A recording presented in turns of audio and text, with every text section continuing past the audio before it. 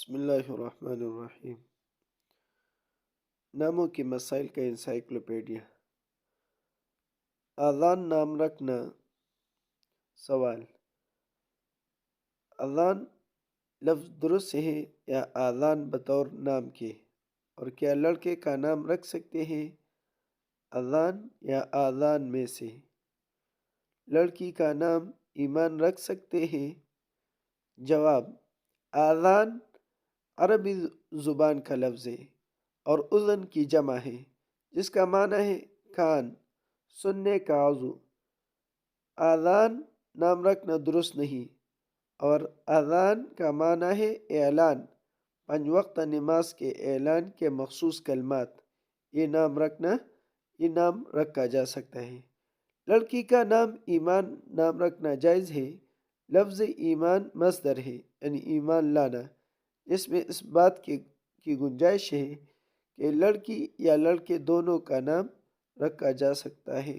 فقط واللہ اعلم۔ دوسرا ہے عائزہ۔ عائزہ نام۔ تو عائزہ نام رکھنا کیسا ہے؟ اس کا جواب یہ ہے کہ واضح رہے کہ عائزہ نام عین سے ہے، الف مت آ سے نہیں۔